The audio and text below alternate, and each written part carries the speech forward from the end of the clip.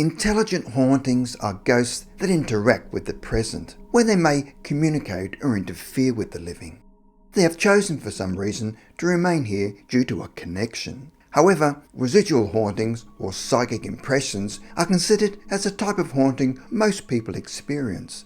When a ghost or animal is witnessed over and over again and does the exact same thing, this is a residual haunting, where energy from emotionally charged events imprints upon an environment.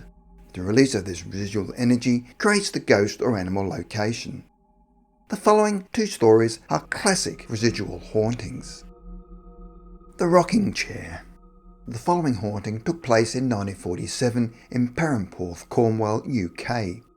Two middle-aged women had arrived at a holiday cottage and were unhappy as they felt they'd been given a run-down house where there were other unoccupied, more presentable homes they could have been allocated. However, they did not want to start the holiday off on a bad note by arguing with the owners and begrudgingly accepted the accommodation. On the first night, they secured the cottage by locking and bolting the doors and then settled in for a quiet and peaceful evening, or so they thought. At about 11:30 p.m, they could hear the sound of footsteps approaching the cottage and a dog growling when they reached the front door. Believing it must have been one of the locals, they nevertheless got up and looked out of the window to see who it could have been. When they looked out, they could not see anything, and at this stage, the last thing on their mind was that it could have been anything paranormal. They then went back to bed thinking nothing more of it. That is until they heard the cottage door open and then close. Both women then looked at each other, knowing that they had secured the premises by bolting all of the doors. So how the hell did this person get in, and became extremely concerned. They could then hear footsteps walking around in the living room, and then there was silence. With their ears pressed firmly up against the bedroom door, they then heard the sound of a rustling newspaper as the pages were being turned. Then more silence, followed by someone chuckling to themselves in a hearty manner. Whoever was in the house did not appear to be threatening or had evil intent. It was as if someone had walked into their own home and casually sat down to read a newspaper. Along with the rustling of a newspaper and the occasional chuckle or sniffle was a sound of creaking. One of the women whispered to the other, stating they must deal with the matter, and picked up the nearest object to protect themselves with, and abruptly threw open the bedroom door with the element of surprise, as the person needed to be confronted.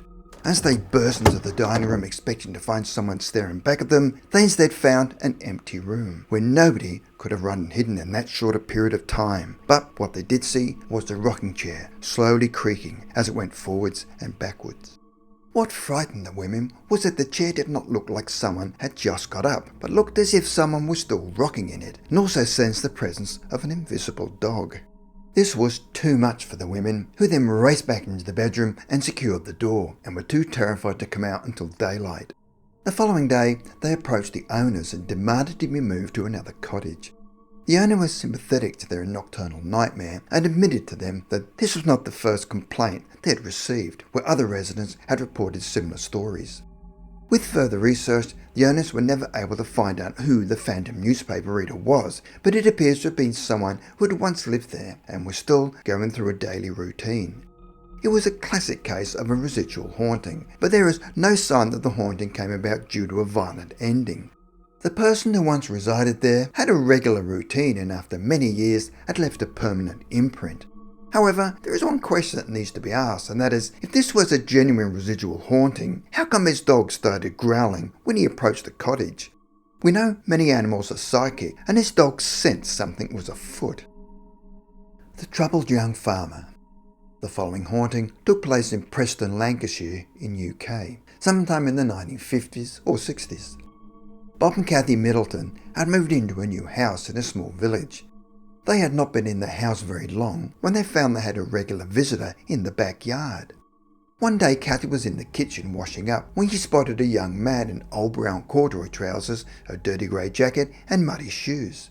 There were farms nearby, and although the clothes he was wearing did look old and out of place, they could easily have been worn by one of the young farmers. She watched as a young man walked through the garden towards a hedge, and she quickly ran out to ask why he was wandering around their garden. But the moment she reached the garden, he was nowhere to be seen. Believing he must have somehow jumped over the hedge, she thought nothing more of it. However, over the next few weeks, the young man would return again and again, wearing the exact same clothes with his head down, hands in his pockets, and deep in thought. She would always observe him walking towards the back door as if he was about to knock, but then he turned and headed to the bottom of the garden. Kathy watched as the young man then walked through the hedge into the middle of the field and simply vanished. As this had now become a regular occurrence, he would on occasions appear faint and translucent, yet on other occasions looked solid and real. Every time he wore the same clothes and the same expression, and always took the same route. Kathy was too afraid to tell her children for fear of frightening them, and her husband showed a slight interest but remained sceptical. A short time later, Kathy was finally able to share her experience when one Sunday afternoon her parents came to visit, and as they were getting out of the car, they spotted the young man heading towards the back door. Thinking their daughter had a visitor, they followed him to the back door, which was open.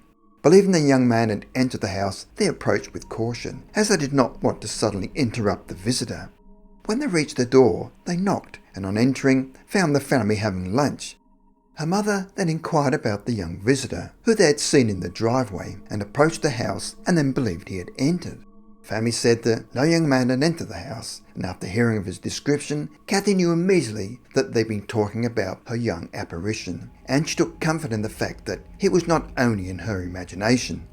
One day the presence of the young man disappeared, and after many months she began to forget about him.